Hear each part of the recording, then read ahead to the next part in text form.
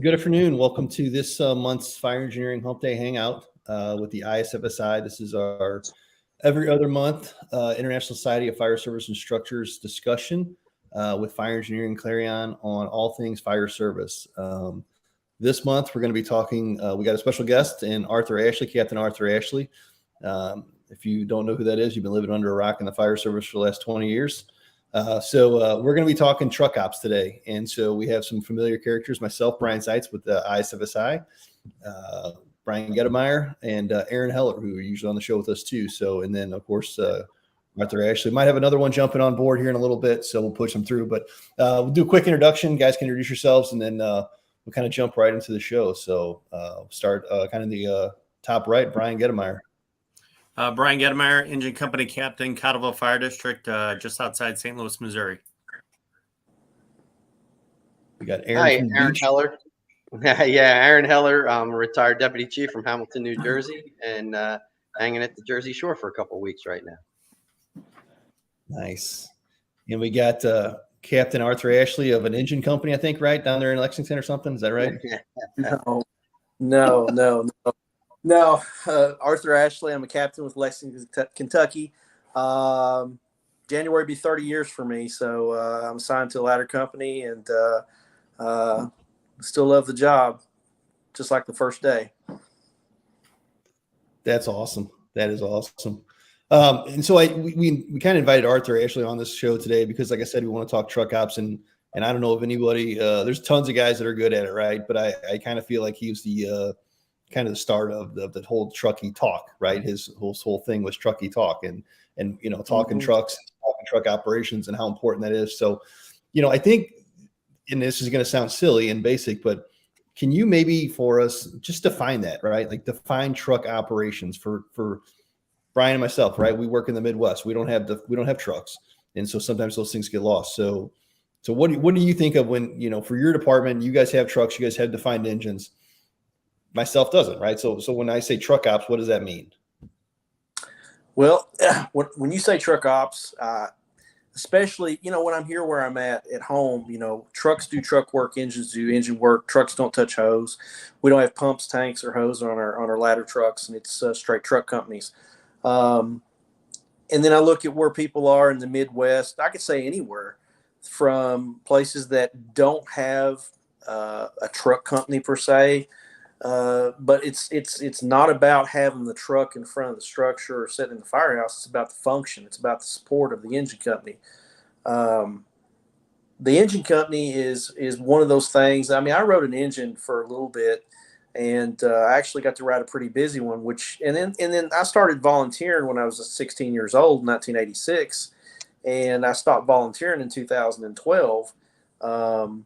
So I've been, and I'm not from, you know, where Lexington is. I'm more where the mountains are. So we don't have dedicated truck companies there. It's our big thing is getting water to the scene. So a rural application. So that's the best of, you know, I've got a best of both worlds, but that's the perfect example right there. That even though 3, 5, 6 engines pull up on scene and a couple of tankers, truck work still has to be done.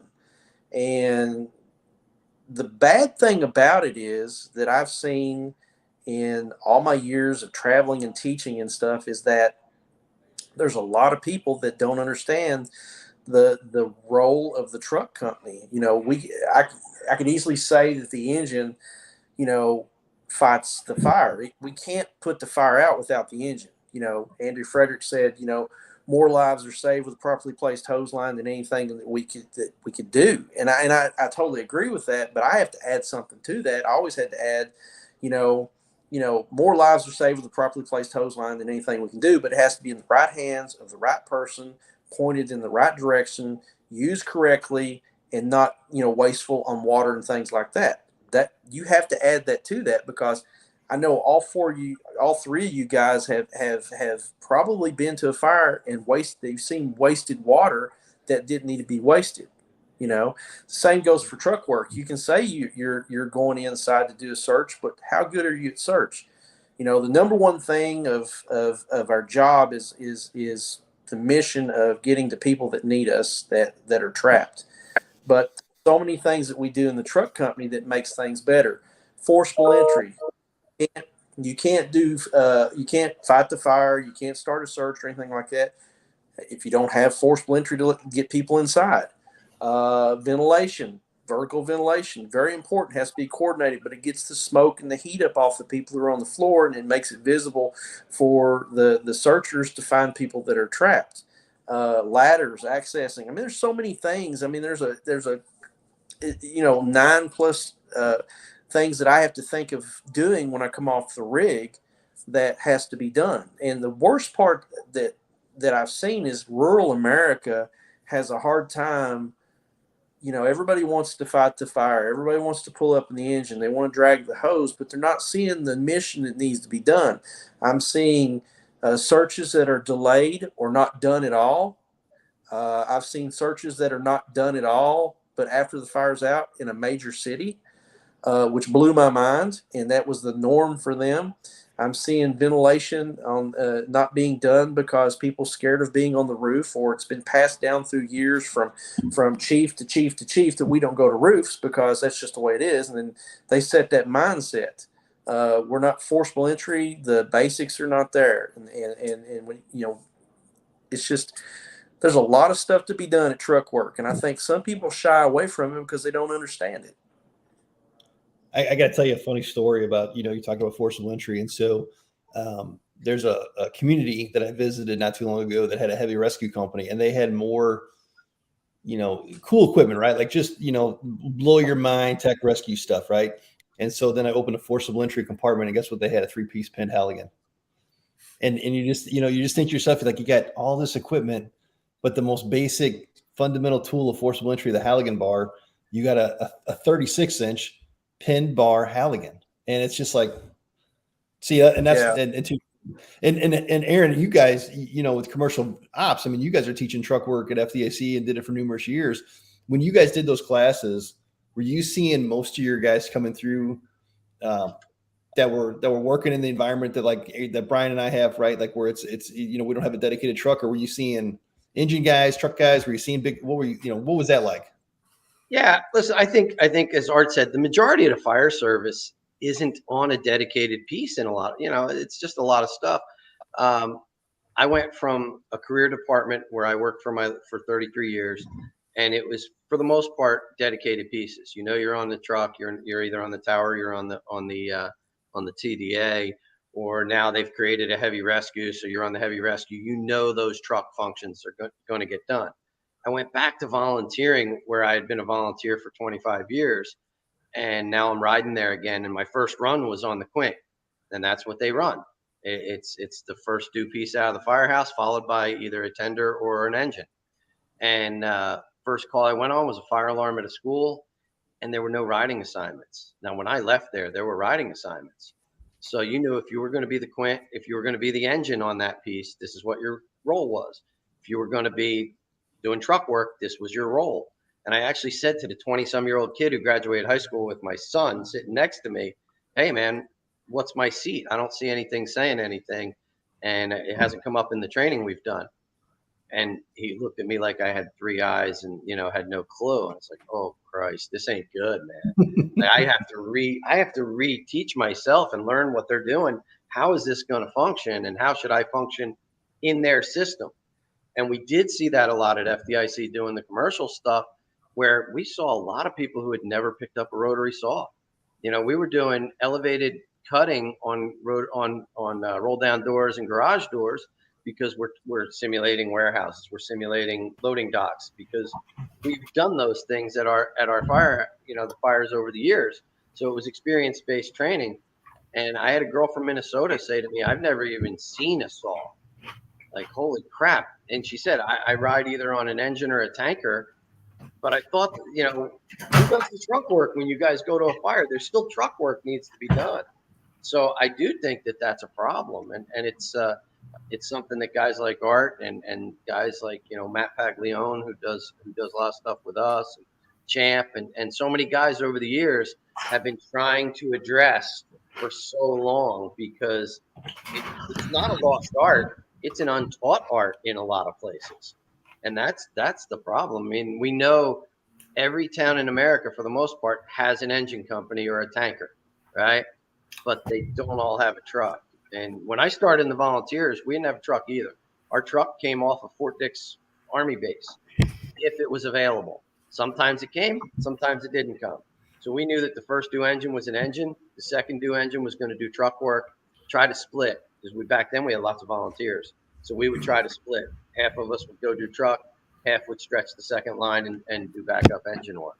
So yeah, it's important, and it's not always being done. And I think you'll see a lot of fires, and I've watched a lot of video over the recent years. It looked like the engine made a really good hit. And I even saw it at our own job at times years ago. Make a great hit, but we didn't get in and open up fast enough. And next thing you know, it's taken off on us, and it's in a void, or it's in the cock loft, or it's running between floors. And it's simply because we didn't do aggressive enough truck work, or others aren't doing that. So the importance is paramount. No, it's you say that, and I 100% agree with what both of you guys said so far. We'll keep moving on, but I always go back to the basics of the basics, but the basics aren't easy, and it's easy for us. I feel like right now in the fire service, right, in a digital world where it's like information overload, it's easy to get caught on whatever the fad for the month is. And so, what's the fad right now? It's, modern fire behavior, and what's that entail? Well, it's water, and so, if that's the quote, hot and topic, and everybody's doing the hot topic now because it's cool, well, then we lose sight of what the basics are, which is, like you said, essential Fireground truck functionality. And, we were doing training with our guys here in Kirkwood, and I was talking to them. We were just doing a strategy and tactics class. I'm like, where should the first three companies be? And, they were good. They're like, first company's going to do the line, second company's going to go water supply because we don't have the trucks. And I was like, no, but physically, where should those people be, right? They should be on the fire floor. They should be ready, to your point, Aaron, about pulling ceiling. As soon as that fire's knocked down, we're getting in that room, we're pulling ceiling, we're checking for extension, we're getting those things done. We're searching from the nozzle back. I mean, that's not even a thing that's even heard of. It's like, where do you search from? The nozzle back, right? The most aggressive, and it's like, if you ask people nowadays on the job, they'd be like, I never heard that before. It's like, how have you not heard that? So we got joined by Anthony Avillo, another ISFSI board member. So welcome, Anthony. We're just talking a little truck ops here, so we'll get you in here. But I want to ask Brian. So Brian's on an engine company in Cottleville, right outside of St. Louis, working in a neighboring county of mine. Always has a unique perspective. So Brian, in Cottleville, how do you guys incorporate not only the truck operations, but ensure that truck operations are completed on the fire? So it's all about objectives. So realistically, we're going to dispatch the first close to 6 apparatus for our first alarm, and one of those is going to be a truck. Quite possibly, it could be 4 trucks that arrive. So realistically, because we're a quint world, we're outside St. Louis, Missouri. We love our quints in St. Louis. So realistically, our battalion chief's going to assign objectives, and that objective doesn't matter really if you rode in a big red truck with a ladder on top or not a ladder on top. So sometimes as an engine company, I'm going to be doing truck work. Sometimes as a truck company, they're going to be doing engine work. It's just, it's getting all those objectives we have to get done. Like we talked about, searching, going in, put the fire out, start pulling ceilings. So I kind of identify as a truck guy. If you ask my guys, hey, when we get off the truck, we're going to hand Brian the closet hook with the drywall, right? Because Brian likes to pull ceilings. So we're going to go in and we're going to put out the fire, but then we're going to start opening up the house just like a truck would. So, we can't ignore the truck work, even if we don't have that big ladder on the top of our truck. Anthony, you got on kind of late, but what's your perspective on truck functionality in today's fire service? You travel around a lot, talking to different people. I don't know if did you ever go on any fires much in North Hudson? I don't know. It was a pretty quiet area, right? I think you might be muted. Yeah, just a couple. Quite honestly, and how's everybody doing there? My favorite job of any of the ranks that I had was truck captain. Truck captain was the job, I used to work. My truck captain was a guy named Ed Flood, and Ed Flood was always saying the truck company has to respond in anger. The truck company should be able to bite through a roof, chew through locks, snatch people out of the jaws of death. skeletonize a room in a matter of minutes. While the engine puts water on the fire, if the truck company don't get them there, the engine ain't putting anything on anything. So and then listen, I have a truck mentality. I always have, but in North Hudson we would respond with 2 ladders and a rescue, which we also did ladder work. And the first ladder would it depended on the building. If it was a flat roof building, the first ladder went to the roof, second ladder went interior, rescue floor above. It was a peaked roof building, which we don't have too many. First ladder inside search, second ladder floor above, and the rescue would be doing the outside vent and the vent at the search. So and encompassing that is opening up, forcing entry, doing the searches, finding survivable spaces, so checking for extension, all that. The idea is you try and put people in places with the understanding of building construction in mind, of where the fire is, where it's going. And ladder company is all about getting ahead of fires, finding fire. And it was for me, it was my favorite job. So I interesting point, right? You said a couple of things that really struck in my head of, putting people in spots to kind of make success on the Fireground. So, as Brian said, we kind of work under the same system. It's a rival order and things like that. And I feel like we do a pretty good job in this region of making sure that the truck functions are, quote, signed off. I think sometimes we do a poor job of, and it sounds like, I want to hear your guys' perspective on this, is making sure those people know tactically where they should be, right? Like in Lexington, for example, you're the first arriving truck. Where's your functionality? Second arriving truck. Where's that functionality? If I'm showing up and you're showing up as the incident commander, where do you expect to see the first and second truck on the scene in terms of personnel?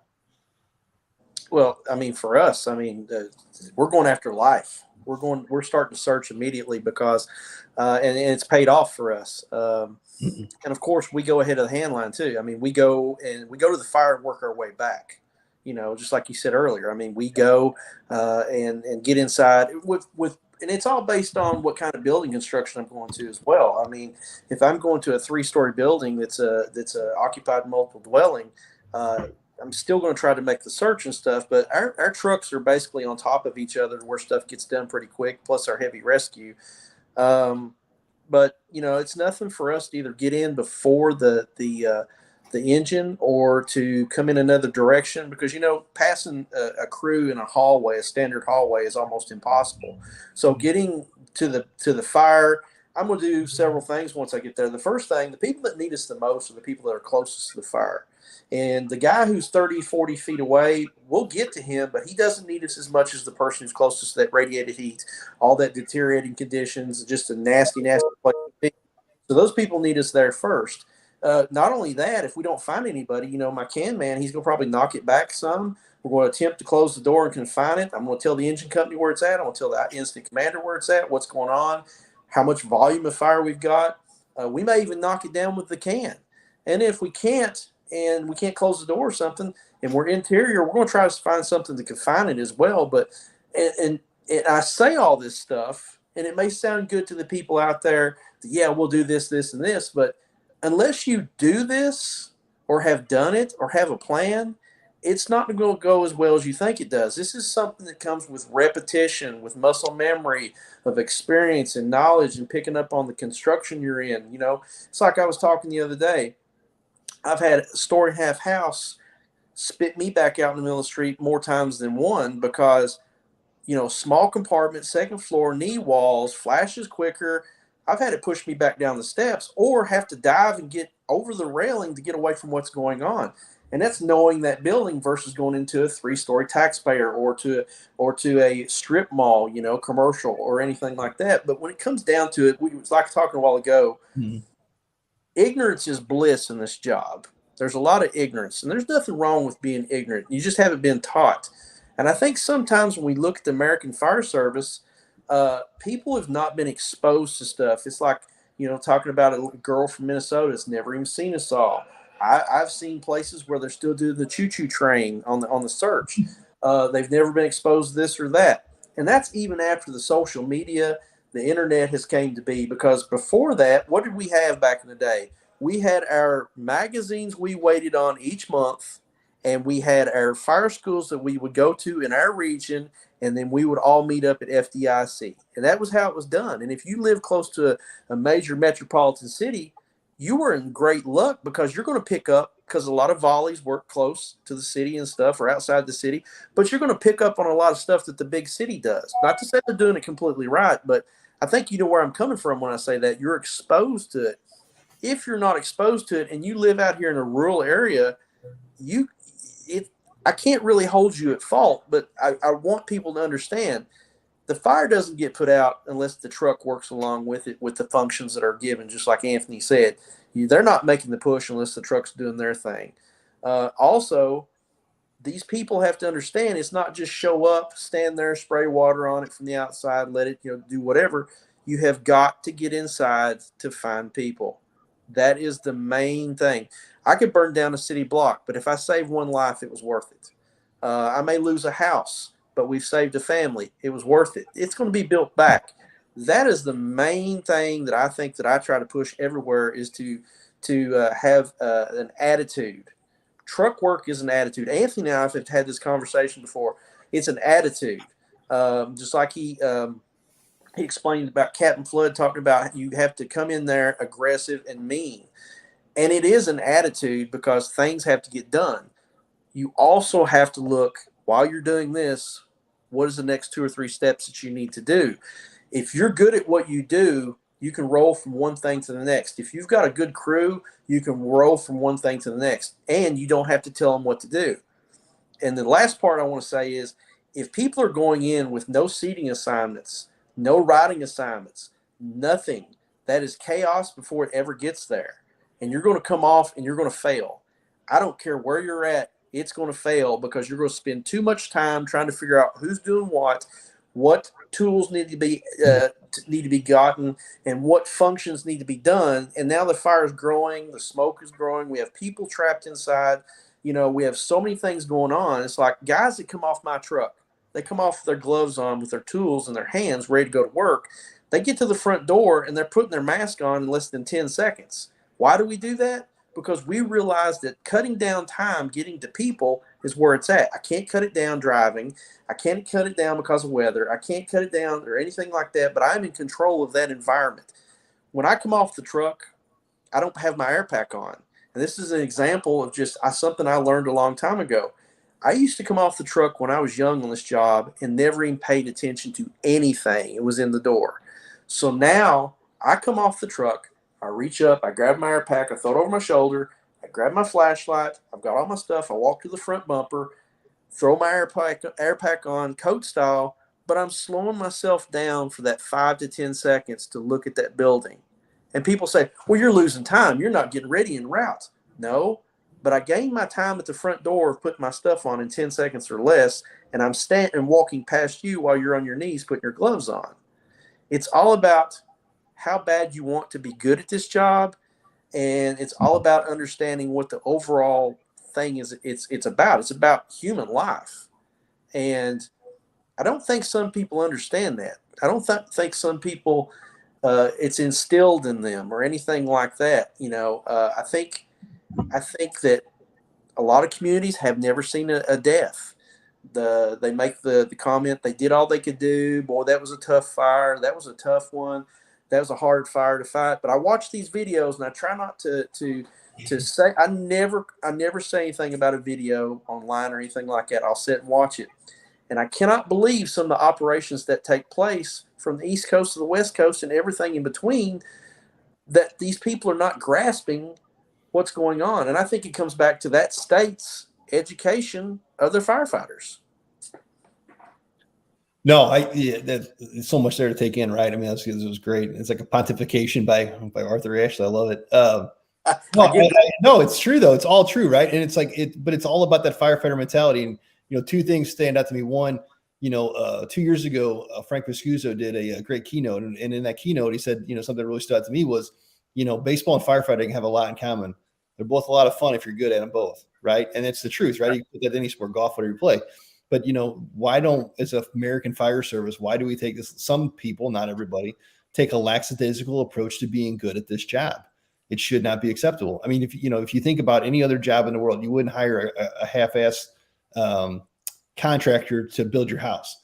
You wouldn't go to some dentist or a doctor that's that's not really that great at the job. But in the fire service, people move into communities and they expect the best, and they don't really know if they got the best or not. And for the most part, we have our mind in the right spots, but like we don't know. And then the second thing is the progression of a fire. You mentioned it there, and I don't know why that is sometimes hard for people to understand, firefighters to get that. Most fires, right? Not every fire, but most fires have a natural progression of events that need to occur, and they can occur simultaneously if you're good, which you should be, but they should occur in a progressive manner and in a normal function. So with that, I'd like to talk a little bit about. We spent about 20 something minutes here talking about that stuff, but I really want to transition into that training aspect of this, right? ISFSI, and how do we make this training so that truck functionality and truck training is a priority? What can we do to do that? And so just kind of go back around the horn. Avila, what are you doing down there or up there in New Jersey? Well, one of the things that we did in North Hudson is we have a yearly training plan, and in the yearly training plan we cover there's battalion level training, company level training, division level training. We cover what we need to cover, we cover what we have to cover, and we cover what we'd like to cover. And every month in the training schedule comes out, there is always ladder throwing. As a matter of fact, when our companies throw ladders every day. Every tour they're on duty, they throw ladders. There's different subjects each particular month. They do their bailout training every month, but you go right through the Lover Jus, and that's every month. So we not only have specific training for your company, which is ladder company training, which the company officers are responsible to get done. Sometimes the ladders will team up to do it. Then there's engine company training, which they need to get done. But then we'll bring them together in battalion level training, which may also focus on ladder operations 1 month or on engine operations. And I'm trying to think off the top of my head, but it's really comprehensive. And then it goes on a schedule, and your monthly. It's a monthly training order, but then goes on the monthly schedule, which is put together by the battalions and the captains. And it kind of leaves no stone unturned. But we've also come up with, I felt with some really, really cool drills that, were just, the sort of the imaginations of the diabolical. And, we went from, we would start out with we would take a search drill, and we would start out very, very simple with the search drill. We all go simple to complex. We would do something like where it would just be obstacles. They'd have to do the Detroit dive and negotiate some wires and things like that. And the first time we would do it, they would go through with the lights on, and we'd coach them through and things like that.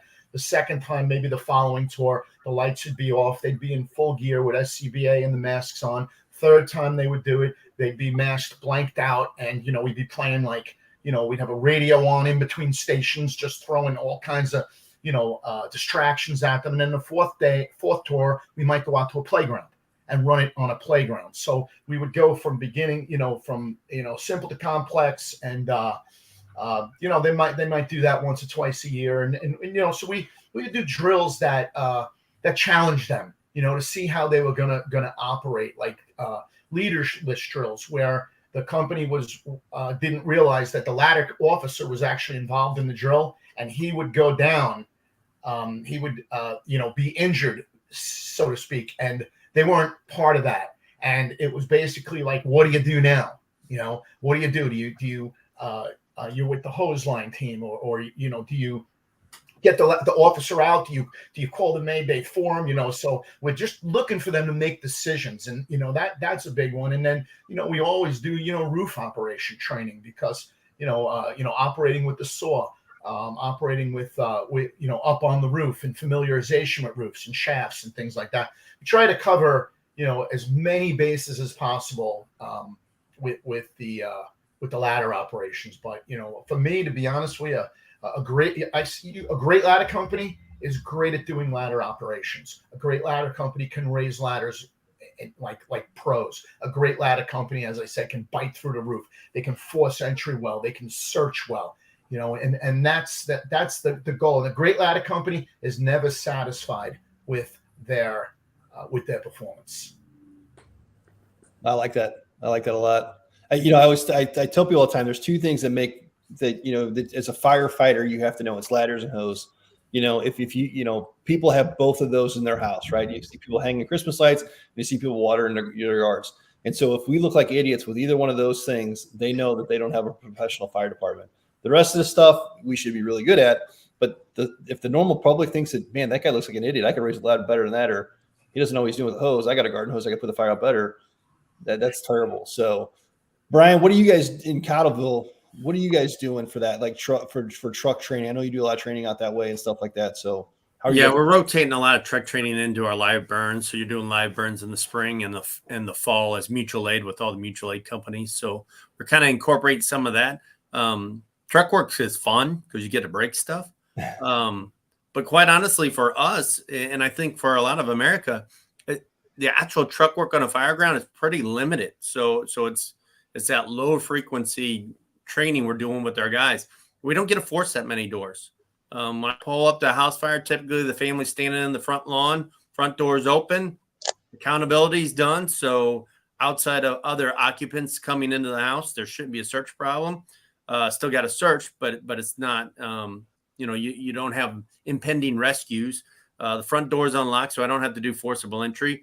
We got a lot of one-story houses, so we don't get to do a lot of ladder work. So we don't get to do a lot of these, the fancy truck work skills on the fire. So we have to incorporate when we do live burns, throw some ladders, do some vent enter search drills, do some search drills, do some forcible entry, because our guys aren't seeing that. In my area, we're just not seeing a lot of that in work. We're fighting bedroom fires, one room burnout bedroom fires. So it's quick in, quick out, do a little overhaul, a little ventilation, and move on. So. And we're facing the same situation. We're a bedroom community for the most part where I'm at too. So it's, similar situations. But I think for us, like, we're trying to change some of those mentalities that have coexisted here is, in the region of, searching without a hose, and just that, aggressive search is, getting to your point, not being a choo-choo train where everybody's on each other's, boot and getting out there and actually being there for the people. If the hose is in place and it's protecting the egress, and then get upstairs where the people are at, or if it's a story and a half or whatever. But Aaron, you guys did a lot of training, obviously, with the commercial stuff, and then training in your own departments and things like that. Having truck companies, not having truck companies. How did you find success? And I guess the question here is not just the truck training, right? Like, hey, how I can go show somebody how to force a door, I can show somebody how to pull a ceiling, but that cultural aspect of the truck stuff. How did you guys do that? It's a process. Where I worked, before I retired, we had 2 truck companies. And one was really based kind of in the hood. One was based in a much nicer bedroom community, but they were going to every fire together, right? One or the other was going to be first due, followed by the other one. And there were certain shifts and certain guys who were just outstanding. They got it. They knew their job. You didn't have to give them the orders. When I was running as a captain on an engine / squad company, basically, I knew that those guys knew what they were going to do. I didn't have to worry about it. It was easy. But there was others who we had to really watch it. We had to give more orders. We had to be more heads up.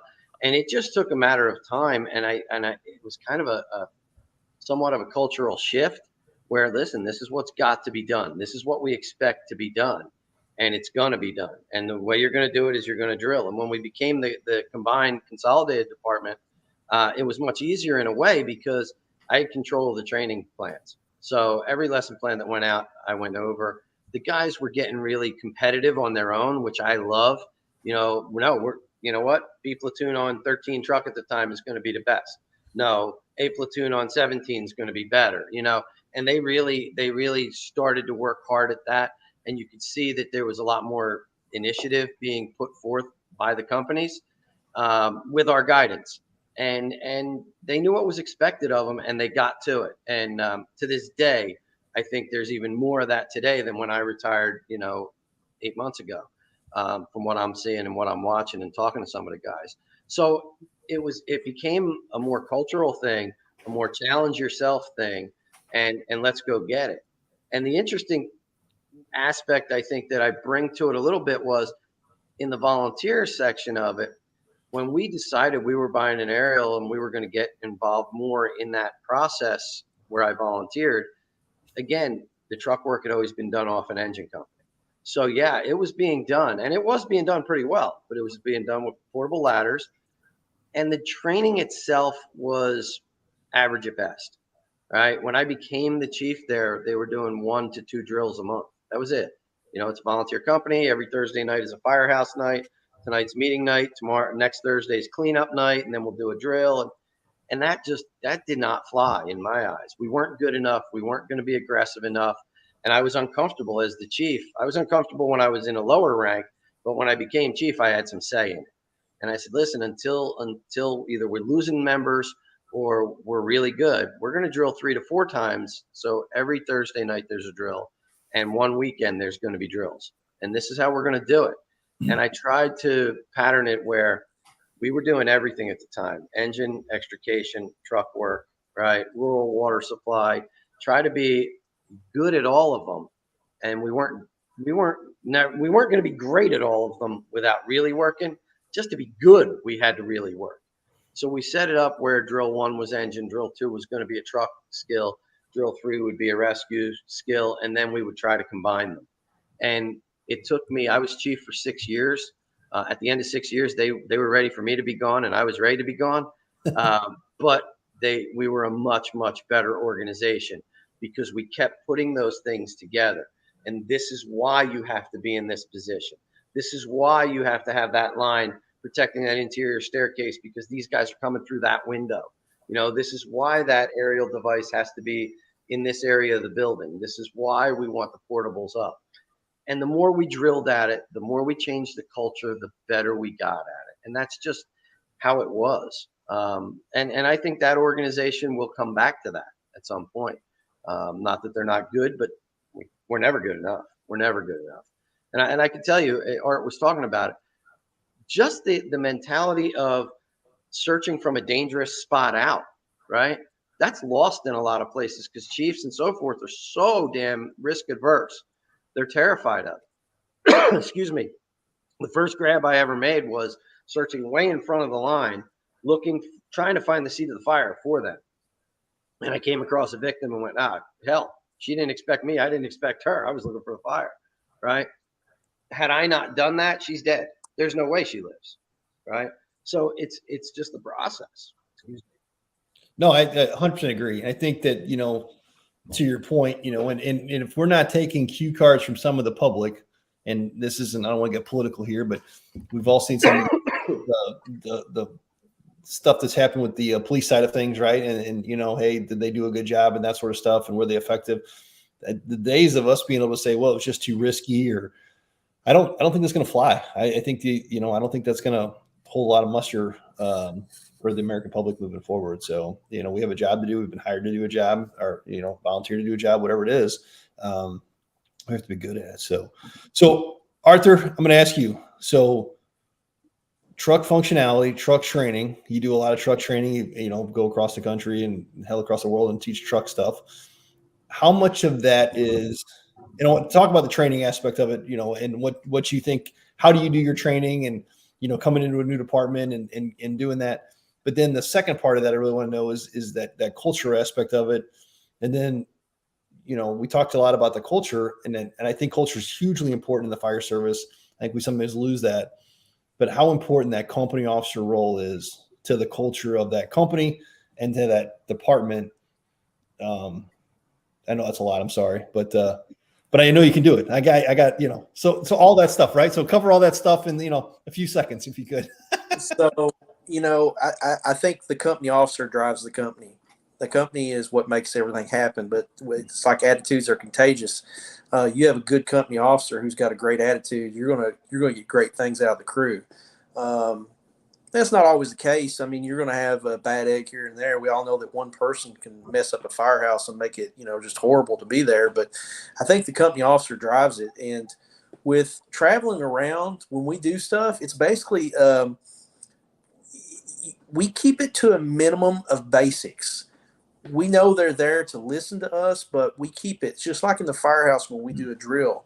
I don't like to spend any more than 30 minutes of going over something on a piece of paper, some key points and stuff, and then we go do it. 30 minutes, because I'm not losing. You got to look at it from also a teaching standpoint, how to keep the attention of the student and things like that. You have to think about, well, I don't want to be talking too much. I don't want to kill them to death by PowerPoint, but I found that there's things that keep them on the edge of their seat.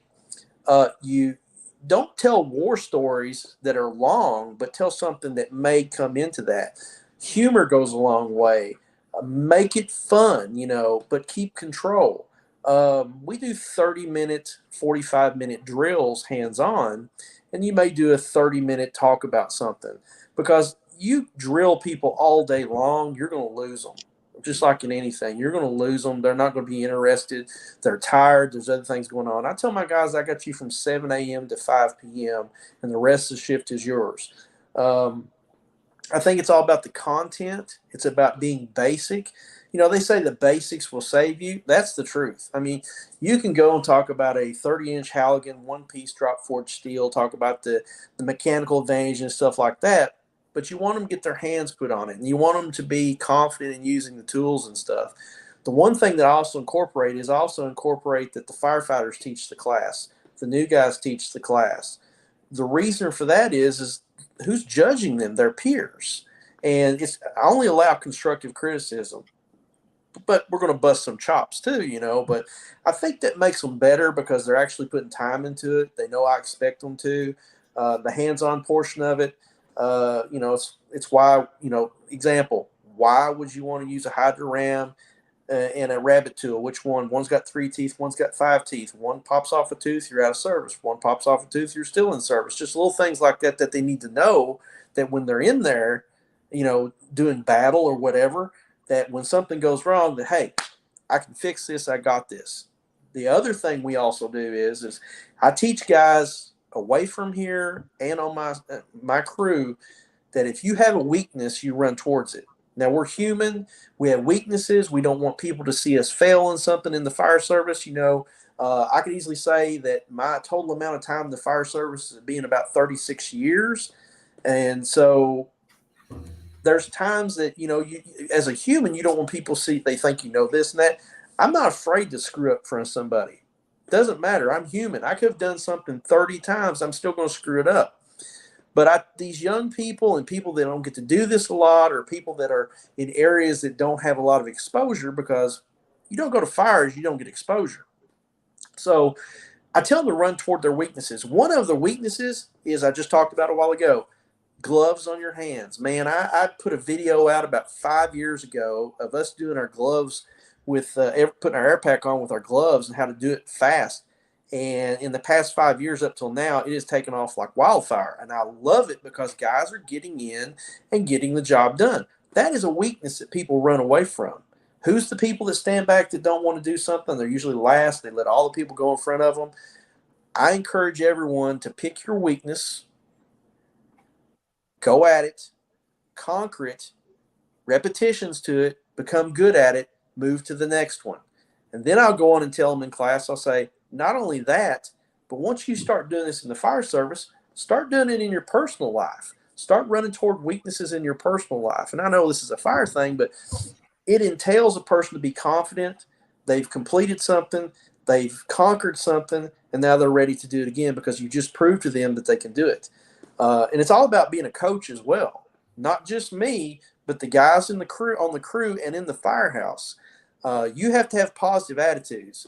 You have to have people who have knowledge, experience, and things like that. You can't have the wrong person teaching the class. And what I mean by that is a person with no experience, no skill set, no background or anything like that, and they're teaching from a book or a PowerPoint. But that's what some people, that's all they have where they're at. So how do you fix that? I don't know. But where I go, we try to incorporate the basics. And I can honestly say the basics have paid off for me. Repetitions and muscle memory has paid off for me. Running towards weaknesses has paid off for me, and I've seen it pay off for my crew. I've seen my crew make grabs before that hey, VES and this and that. I listened to a fire this morning that was on the other side of town, and one last day the trucks were working hard because they had hidden fire void spaces, and just like Anthony said, stuff doesn't get done without the truck. These two fires didn't get put out without the truck. But when it comes down to it, what is the information that you're giving? What's the information that they're receiving? And what are they retaining when it comes all down to it? I like it. So I think too, like some, and I don't want to diminish any of your guys' programs because I know you guys all teach across the country and teach hands-on stuff, and it's great. I sometimes go to these programs, and I've Arthur and I taught down in Springfield. I did the engine stuff with at the time it was engine house training. He was doing the trucky talk, and we were teaching together. And we did some live burn stuff with it. But at the end of the day, I'll speak for the engine op stuff, right? That wasn't anything training wise that those guys couldn't have done in their own station, right? It was just we were there to force them to actually do the drill. And and I've taken other classes with other instructors. But I'm just thinking to myself, it's not a diminishment on any of your guys' knowledge or abilities or skill sets or any training you guys do, which is fantastic stuff. But a lot of the trainings that you go pay a ton of money for are all skill sets that you could do at your own place. You're just being forced to do them by somebody else. And it's kind of crazy, right? Like, I don't want to, it's I don't want to get out of business. It's the 100-mile rule. It's like my guys could have someone walk in.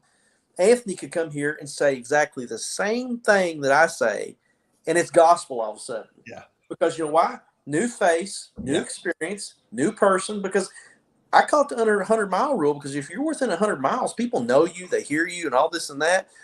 You go somewhere and they'll listen to you, and it's crazy how that works, but that's how it works.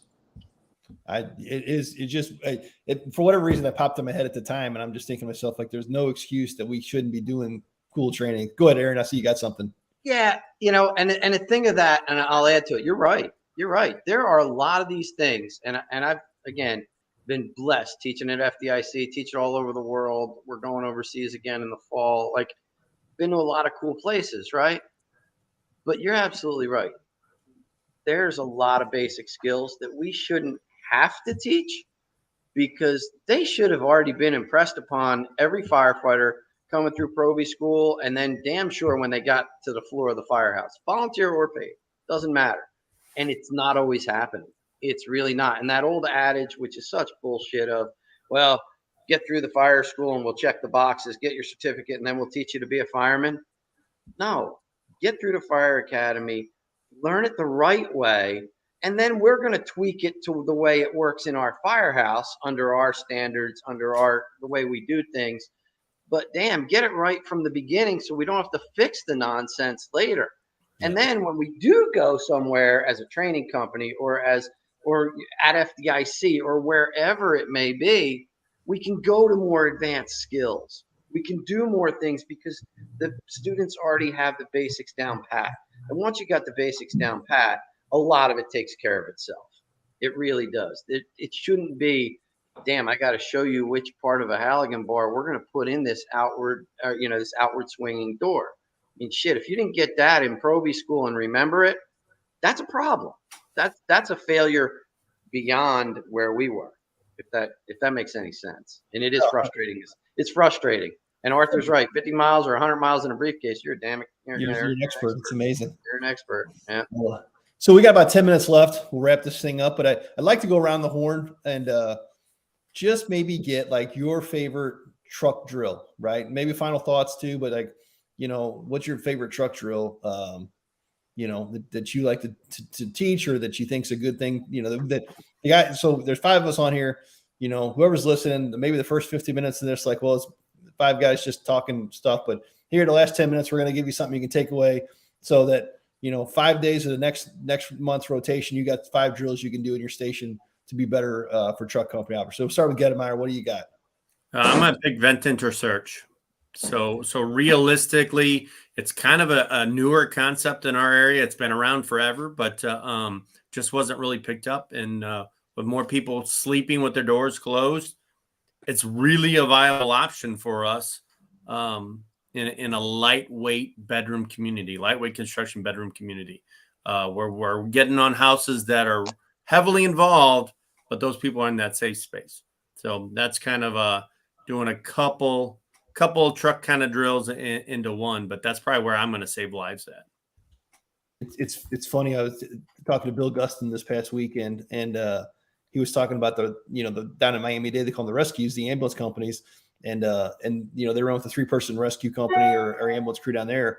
And he said some of those guys are getting so aggressive in their fire mentality, they're starting to put 6-foot VS ladders on the rescues just to be able to make those grabs. And to your point of, we talked about the whole time now is this culture thing. Those are crews that get it, right? They're there to make the grabs and make the saves and actually want to do the job. So I completely agree. Vendor search, for whatever reason, hasn't really latched on here in the Midwest too much, but yeah, totally a viable option. All right, Aaron, what do you got? I enjoy teaching, and I enjoy furthering some things. One of them would definitely be rotary saw work.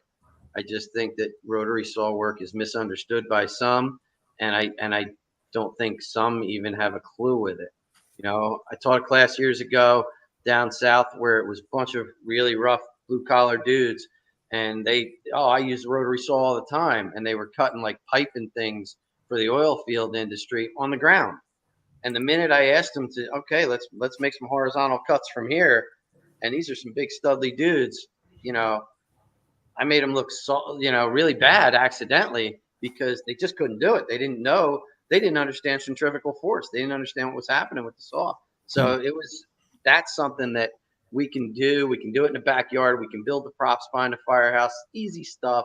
You can go buy cheaper blades at Home Depot or Lowe's so you're not smoking your good blades or whatever. But that's an important skill, man. If you can't get in, especially in the commercial world, if you can't get in, I don't care how much water you're carrying, it's not going to do much good. I got to tag on to that. I got a funny story for you, and I know this will make you laugh, Aaron. Is I'm part of the USAR team from Missouri, and so we did ring saw training, for the task force. So, of course, what do we think? We see ring saw. Hey, we're going to cut up a bunch of stuff today, right? We did 8 hours of actually completely disassembling the saw, putting the saw back together, working through the nuances of the saw so that if something happens, and you can imagine a bunch of guys that want to break stuff, right? The first thing we're like, what are we doing today? They're like, we're not doing but at the end of the day, like I had a much better appreciation, one, for logistics and all the cleanup they have to do for USAR, but two, understanding the fundamentals of that saw. And I think to your point, absolutely 100% rotary saw work, any saw work for that matter, understanding those, but if you're looking for something to do at your table, like it's a cold winter day and you can't break, get the saw out, make sure everybody knows about it. I just got a saw returned to my department today from the thing, and it wouldn't turn over. And they're like, oh yeah, your chain was too tight. Do the guys know that? Like there's I know it sounds so stupid to us on this call, but like I didn't check it before I turned it in, right? I assume the guys turned it in right. Not knocking anybody, but like, did we take the time to show them like, hey man, there's got to be a little give in this chain. Otherwise it won't turn over, so we could have how to start a flooded saw. Yep. It's the basics. The basics will save you down the road. And those are basics.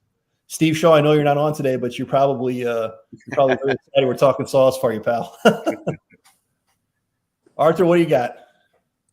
Well, mine, I'm one of these people. I enjoy everything. Everything, it has something in it that has some meat to me. But the things that I enjoy most is probably a good aggressive search in VES because we do a lot of that here. And the other one is vertical ventilation. And I have to throw saws in there because you got to know your saws. You got to know if you pull a pull rope out, be able to put it back in. You got to know how to make sure that the oiler is turned all the way up and cleaned out. You got to understand why the chain's like this and why you got an inboard versus outboard and what you do for a flooded saw, like Aaron said and stuff. It's just and then just commercial roofs and residential roofs and it just. I enjoy it all because I think because that the truck thing is I think it's just a well-rounded thing that you just I enjoy them all. Those are the things I enjoy. Oh, I mean it's all encompassing, right? And so I think to myself like there's so many things out there. I'm trying to come up in my head of like what I think my drill is going to be, but yeah, you know, I mean, to your point, you know, search stuff, right? Like, hey, let's just talk about searching, and you know, maybe we conduct a search, and it's so old school, right? And I know everybody in this, and you guys can laugh at me right now, but everybody in this room on this call has done the search in an old fire department bunk room, you know, and we all laugh because like probably nowadays we're like, oh, that's the craziest thing ever, but that's like that was one of the most basic searches. They turned beds on their sides, and that's how you learn to search. And nowadays we're like, well, if you don't have a tower and the towers are empty, we don't put things in the towers.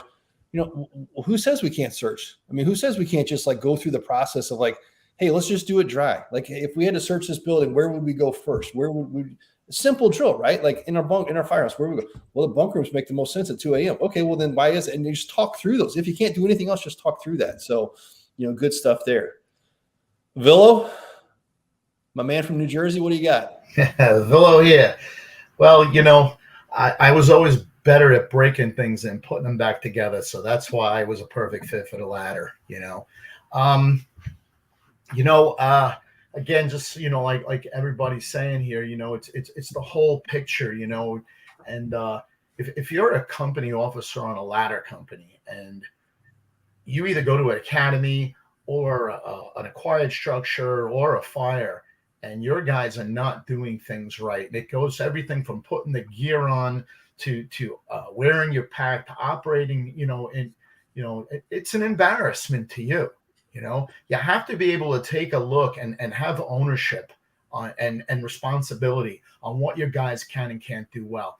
You know, listen, I just recently left the academy, as you guys know, but some of the things we saw there, and guys who come in for fire too, they come in for store training or a department drill ground night, and these skills had deteriorated so badly that, you know, I felt bad for these departments. You know, like if you're an officer and you have guys that the skills or your skills have deteriorated that badly, where you can't start a saw, you don't know which end of the Halligan to use to force a door, you have no idea how many clicks to raise when you're trying to rescue someone.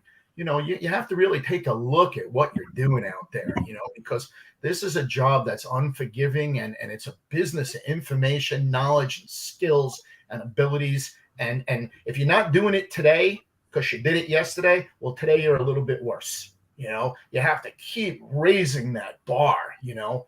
You know, for me, the drills that we use, I used to, again, loved being up on the roof. I loved cutting roofs. I loved,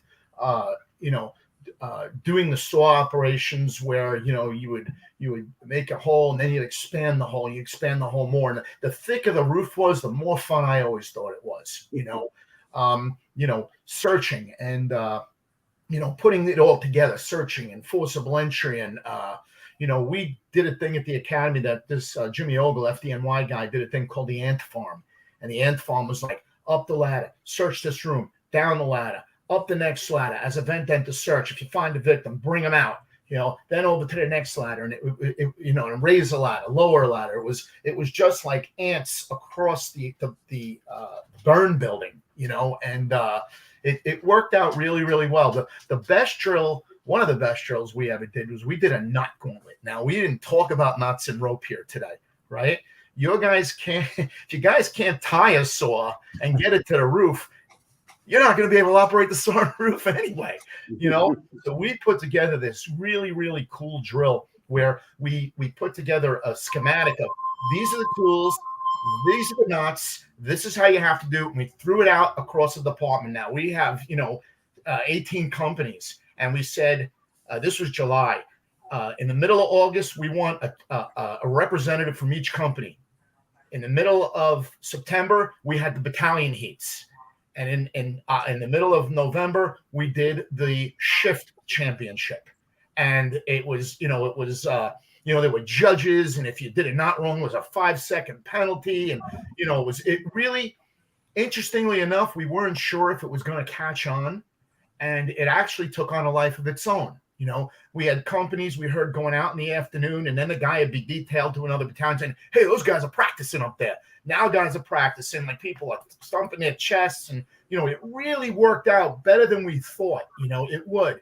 So sometimes competition with ladder operation type stuff is some of the best ways to get your people, and even hose operations, you know, those other guys that stretch hose.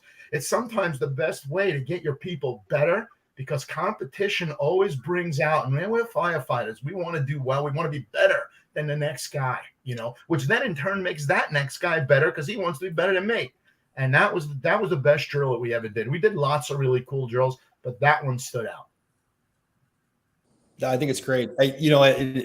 There's nothing more frustrating, I tell you, than, you know, seeing companies come up to the scene with the wrong tools. I mean, you know, there's nothing more frustrating than a fifth or sixth company arriving to the scene with a Halligan and an axe. You know, like, did you really think you're going to need to force the door right now? I mean, like, maybe you do, but like, where are your hooks? And like, oh, I'll get them off the other truck. No, that's not it. You know, for me, I'll tell you, like, you know, I'm a simple guy. Like, you know, as I said, I think some of the things we miss sometimes is just getting on a roof, you know, putting the ladder up, climbing the ladder on a commercial building. And I'm not talking a tower ladder. I'm just talking like a 35-foot extension ladder, putting it up, climbing it, getting on the roof, walking around the roof, feeling what a real commercial roof feels like, looking at a commercial roof load, where would we make cuts, what, you know, and I think, you know, if I took any one of you 4 guys with me, that would be an 8-hour training, right? We could easily do 8 hours of just talking about roof construction. But I think sometimes, you know, getting on a residential roof, what's a 612 pitch mean? You know, and I know it sounds stupid, right? But like, they got to know that stuff. So all good stuff. We're a little over an hour here today, but I appreciate all you guys. I think this has, you know, been a fantastic discussion. Arthur, thanks for joining us this month. Hopefully, maybe we can get you on again, talking more truck stuff, and who knows, maybe one day we'll get you talking hose stuff. I don't know, probably not. But for everybody at Fire Engineering, thank you guys for joining us today. International Society of Fire Service Instructors. If you're out there as an instructor and you're not a member yet, please join isfsi.org. It's truly where the instructors are at. So please join us. Thanks again, and we will see you in a couple months. Thanks, brother. Thanks, guys. Thanks a lot, guys. Take care. Yes.